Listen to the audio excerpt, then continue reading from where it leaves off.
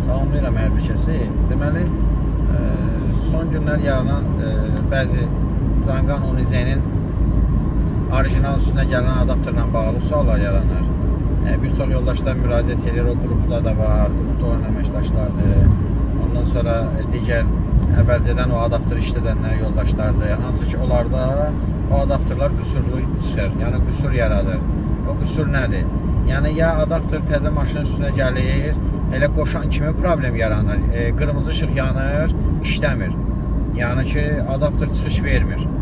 Ya da ki, müəyyən müddət işlədib, sonradan da problemlər yaranan olur. Bu nədir? Nüans olaraq birinci əsas həmişə düşürük ki, torpaqlamanın üstünə. Yəni, yəqin ki, orada şiddə, ya haradasa torpaqlama düzgün deyil, adapter ona görə işləmir. Hansı ki, o torpaqlama ilə digər bloku da qoşuruq, tam qaydasında işləyir. Deməli, bu adapterin torpaqlama ilə bağlı problemini əgər tapırıq, o da düzəlmirsə, keçirik ikinci bir tərəfə. İkinci bir nədir?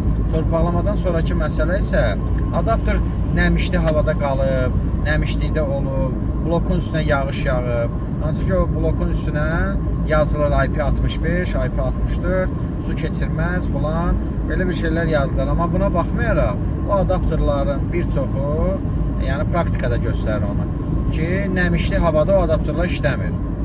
Kateqoriki, yəni onların bir 30%-i işini dayandırır. Bu da deməkdir ki, onlar tam ideal hava şəraiti üçün nəzərdə tutulub, belə deyim, normal temperatur üçün nəzərdə tutulub. Nəmişli, yağışlı hava üçün o adapterların bir çoxu işləmir. Digər tərəfdən, o adapterlar, məsəl üçün, 1-2 gün olar bir dənə yoldaş üçün müraciət elədi o adapterlə bağlı. Getdim yerinə baxdım ki, hər şey qaydasında, torpaqlamanı çəkmişik, filan, amma adapter işləmir. Deməli, xətti torpaqlaması hamısı qaydasındadır, amma adapter işləmir. Yəni, işləməməyin də səbəbi torpaqlama ilə bağlı deyildi. Təsəvvür torpaqlamanı xəttdən ayırırıq, adapter birbaşa 220 0 faza işləyir torpaqlamasız, adapter işləyir. Torpaqlamanı qoşan kimi adapter xəttə ayırır. Yəni, bu da onun daxili blokirovkası mı deyim, ya nədirsə onunla bağlı. Yəni, bu qüsurlar demək olar ki, son bir ayda 1-200 dənə yoldaşlardan müraciət olub qruplara, yazıblar, qeyd ediblər və mən də baxıram ki, o, yəni, heç bir şirklə bağlı olan qüsur deyil, sırf adapterin özü ilə bağlı problemdir. Yəni, digər adapterlarda buna heç vaxt rast gəlinmir. Sırf imenlə, Canqan logosu ilə gələn adapterlarda rast gəlinir. Ona görə də kimlərdəsə varsa, o adapterdən istifadə edə bilər. Kimdə xarab olubsa, artıq yenisini o adapteri almasın, çalışsın, başqa alsın. İkinci bir tərəf isə, bu adapterlar üzərinə 13 amper yazılır pasport danılarında. O adapter verir arası 12,5, 12,3.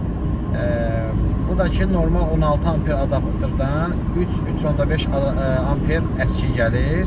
Bu da onun şarj olunmaz saatını, müddətini artığı gətirib çıxarır. Yəni, burada sadəcə vaxt itkisi olur.